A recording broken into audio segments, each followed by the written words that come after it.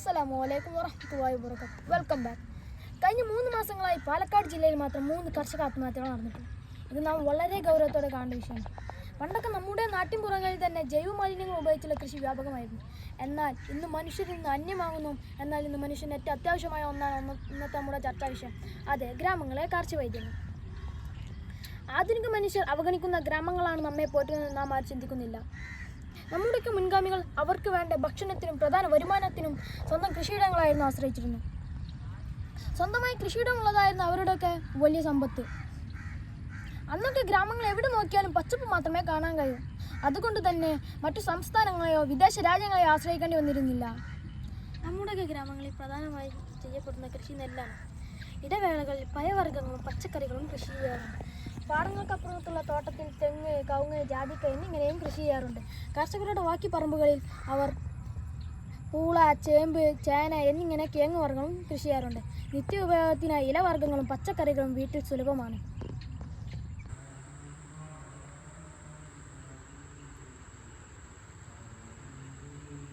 ഞാനിപ്പോൾ കുണ്ടൂർ പാടത്താണ്. ഇവിടെ ദീർഘകാല കാർഷിക രംഗത്ത് പരിചയസമ്പത്തുള്ള കുഞ്ഞുമൊയ്തീൻ കാക്കയുടെ ഒപ്പമാണ്. എനിക്ക് നിങ്ങളുമായി കുറച്ച് കാര്യം ചോദിച്ചറിയാമുണ്ട്. നിങ്ങൾ ഈ കാർഷിക രംഗവുമായി എത്ര കാലമായി പരിചയമുണ്ട്? നമ്മൾ ചെറുപ്പത്തിൽ തന്നെ കാർഷിക രംഗത്താണ്.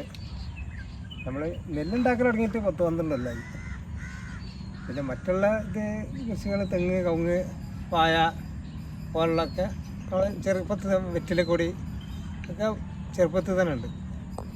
അപ്പോൾ 10-13 കൊല്ലമായി നമ്മൾ ഈ നെല്ല് ഉണ്ടാക്കുന്നത് ഇവിടെ. ഏതൊക്കെ കാര്യങ്ങളാണ് ഇവിടെ വിളവറക്കാറുള്ളത്? ഇത് മുണ്ടാപ്പാടം എന്നറിയും. അതായത് ചിങ്ങമാസത്തിൽ നട്ട് മകരത്തിൽ കൊയ്യുന്ന ഒരു പാടാണ്. പക്ഷേ അതിനിവിടെ വെള്ളം അനുകൂലമില്ല. ഇപ്പം എന്താ ചെയ്യലെന്ന് വെച്ചാൽ ഇപ്പം പുഞ്ചയാണ് നമ്മൾ ഉണ്ടാക്കുന്നത്. അത് ഡിസംബറിൽ നാറിട്ടാൽ ജനുവരിയിൽ നടും. എന്നിട്ട് പിന്നെ ഏപ്രിലിൽ ലാസ്റ്റ് മെയ്യോടുകൂടെ കൊയ്ത് വിളവെടുക്കും. അങ്ങനെയാണ് ഇപ്പോൾ ഈ പാടത്ത് നടക്കുന്നത്. ഇപ്പോഴത്തെ പുതുതലമുറയുടെ കാർഷിക രംഗവുമായുള്ള സാമീപ്യം എങ്ങനെയാണ്? പുതുതലമുറ എന്നല്ല, ഇപ്പോൾ കാർഷിക ഇതിൽ പുതുതലമുറ ആരും രംഗത്തിറങ്ങണില്ല. പഴയ ആൾക്കാരിങ്ങനെ അവർ പണ്ടൊക്കെ ഉണ്ടാക്കുന്ന ആൾക്കാർ ഇപ്പോഴും ഉണ്ടാക്കുക എന്നല്ലാതെ പുതിയ ആൾക്കാർ ഒക്കെ വേറെ മേഖലയിൽ ഇങ്ങനെ പോയിക്കൊണ്ടിരിക്കുകയാണ്. നമ്മുടെ പാടങ്ങളിൽ മാത്രമല്ല, ഈ തോട്ടങ്ങളിൽ പറമ്പുകളൊക്കെ പ്രധാനമായി ഇപ്പോഴത്തെ കാലത്ത് കൃഷി ചെയ്യുന്ന ഇനങ്ങൾ ഏതൊക്കെയാണ്? പറമ്പുകളിൽ ഇപ്പോൾ കൂടുതലായി കൃഷി ചെയ്യുന്നുണ്ട് വാഴ, പൂള, അതായത് പയറുവർഗ്ഗങ്ങൾ, ഇങ്ങനത്തെ വിളകളാണ് ഇപ്പോൾ ഉണ്ടാക്കുന്നത്. പിന്നെ പച്ചക്കറികൾ ഉണ്ടാക്കുന്നുണ്ട്. പിന്നെ പൂവ് ഐറ്റങ്ങൾ, പൂവുകളൊക്കെ ചില സ്ഥലത്തൊക്കെ നന്നായിട്ട് ഉണ്ടാകുന്നുണ്ട്. നമ്മളിവിടെ വാഴ, പൂള കാര്യങ്ങളൊക്കെയാണ് ഇവിടെ ഉണ്ടാക്കുന്നുണ്ട്. കാർഷിക മേഖലയുമായുള്ള എന്ത് സന്ദേശമാണ് നിങ്ങൾക്ക് നൽകാനുള്ളത്? പുതുതലമുറയ്ക്ക് കാർഷിക രംഗം എന്ന് പറഞ്ഞാൽ, ഈ കാർഷിക രംഗം എന്ന് പറഞ്ഞാൽ ഒരു ആരോഗ്യരംഗമാണ്. ആരോഗ്യരംഗം എന്ന് പറഞ്ഞാൽ നമ്മളിപ്പോൾ ഇപ്പോഴത്തെ തലമുറ ജിമ്മിന് പോകൽ, മറ്റേ പോകൽ, അതേമാതിരി ഇതിനൊക്കെ പോകലാണ്. അതിൻ്റെ ആവശ്യമൊന്നുമില്ല.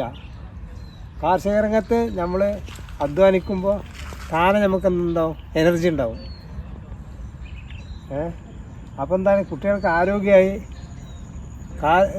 ഇത് വിളവെടുക്കലുമായി എല്ലാം എന്താവും ഈ കാർഷിക രംഗം കൊണ്ട് ജനങ്ങൾക്ക്, കുട്ടികൾക്ക് കിട്ടും. അതാണ് നമുക്ക് പറയാനുള്ളത്. വീഡിയോയുമായി സഹകരിച്ചതിന് നന്ദി. അസ്സലാമു അലൈക്കും. നമ്മുടെ ഗ്രാമങ്ങളിലെ വൈവിധ്യങ്ങൾ നാം കാത്തുസൂക്ഷിക്കും. അത് നമ്മുടെ ബാധ്യതയാണ്. നമ്മുടെ പിൻതലമുറക്കുള്ള സമ്മാനം കൂടിയാണ്. അതിനായി നാം ജൈവ മാലിന്യങ്ങൾ ഉപയോഗിച്ചുള്ള കൃഷി വ്യാപകമാക്കുക, സ്വന്തം കൃഷിയിടങ്ങളിൽ പരമ്പരാഗത വിത്ത് വിതക്കുക, കർഷകർക്ക് ആവശ്യമായ ആനുകൂല്യങ്ങളും പ്രോത്സാഹനവും നൽകി അവരെ ചേർത്ത് പിടിക്കുക.